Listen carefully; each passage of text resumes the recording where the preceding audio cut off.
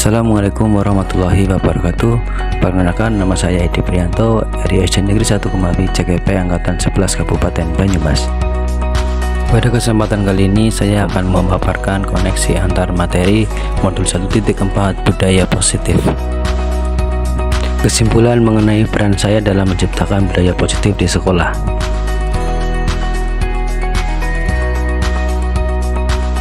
Guru yang baik harus memiliki kemampuan dalam mewujudkan budaya positif di sekolah. Budaya positif tersebut dapat dijalankan dengan menerapkan konsep-konsep inti seperti disiplin positif, memahami motivasi perilaku manusia berkaitan dengan hukuman dan penghargaan, posisi kontrol seorang guru, pembuatan keyakinan sekolah atau kelas, dan penerapan segitiga restitusi dalam penyelesaian masalah.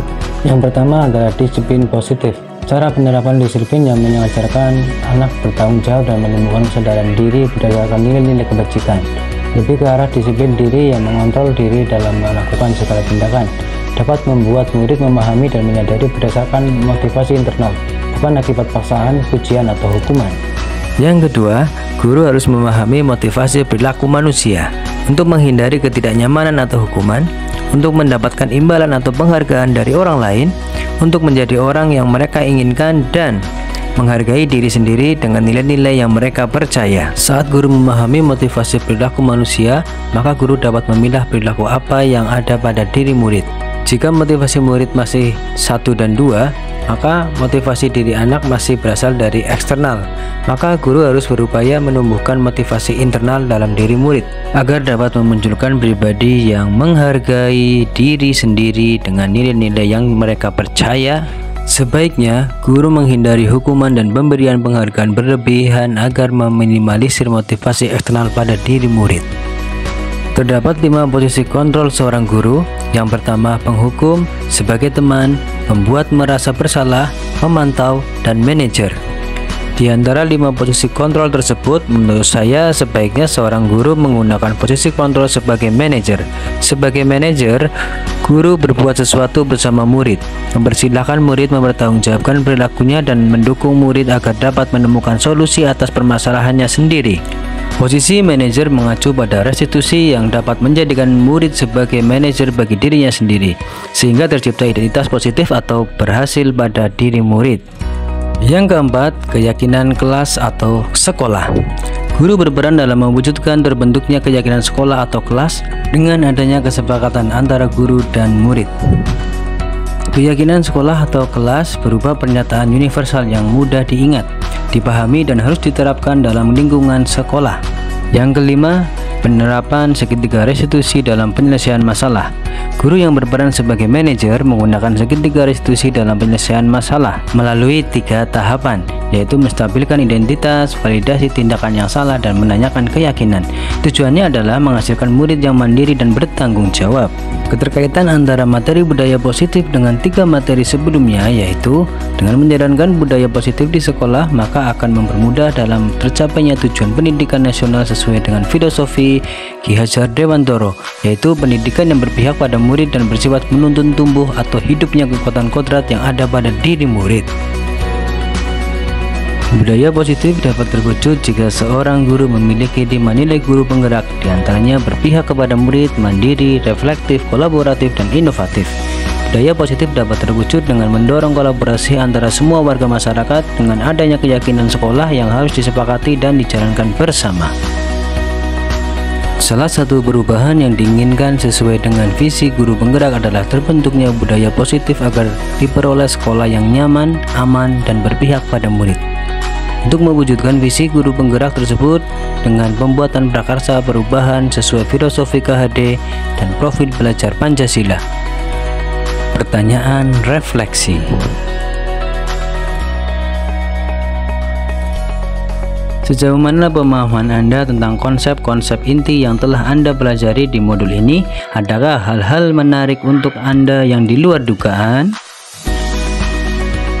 Saya sudah mulai memahami konsep-konsep inti dalam modul budaya positif berkaitan dengan disiplin positif, teori kontrol, teori motivasi, hukuman dan penghargaan, posisi kontrol guru, kebutuhan dasar manusia, keyakinan kelas, dan segitiga restitusi.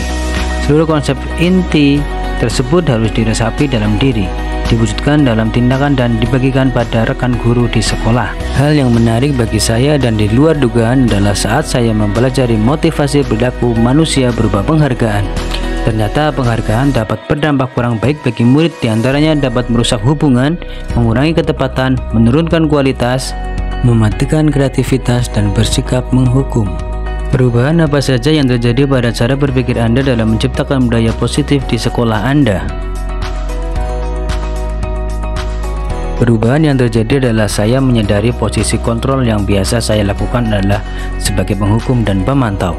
Seharusnya sebagai manajer, dengan cara menangani masalah dengan menggunakan segitiga restitusi. Pengalaman saat apakah yang Anda alami terkait penerapan konsep-konsep inti dalam modul budaya positif baik di lingkup kelas maupun lingkup sekolah Anda? Saya menangani siswa yang sering terlambat. Saya menggunakan langkah-langkah dalam segitiga restitusi, yaitu menstabilkan identitas, validasi tindakan yang salah, dan menanyakan keyakinan. Bagaimana perasaan Anda ketika mengalami hal-hal tersebut? Perasaan saya sangat termotivasi untuk terus memperbaiki diri sesuai dengan nilai-nilai budaya positif di sekolah. Menurut Anda, terkait pengalaman dalam penerapan konsep-konsep tersebut, hal apa sajakah yang sudah baik? Adakah yang perlu diperbaiki? Hal yang sudah baik menurut saya adalah sudah mulai munculnya motivasi internal pada murid untuk melaksanakan budaya positif sesuai dengan nilai-nilai kebajikan yang diyakini. Yang harus diperbaiki adalah posisi guru harus sebagai manajer. Sebelum mempelajari modul ini, ketika berinteraksi dengan murid, berdasarkan 5 posisi kontrol, posisi manakah yang paling sering Anda pakai dan bagaimana perasaan Anda saat itu? Setelah mempelajari modul ini, posisi apa yang Anda pakai dan bagaimana perasaan Anda sekarang? Sebelum mempelajari modul ini, posisi kontrol saya sebagai penghukum dan pemantau. Perasaan saya saat itu, saya diliputi perasaan bersalah karena harus memberikan hukuman atau konsekuensi jika anak berbuat kesalahan. Sebelum mempelajari modul ini, pernahkah Anda menerapkan segitiga restitusi ketika menghadapi permasalahan murid Anda?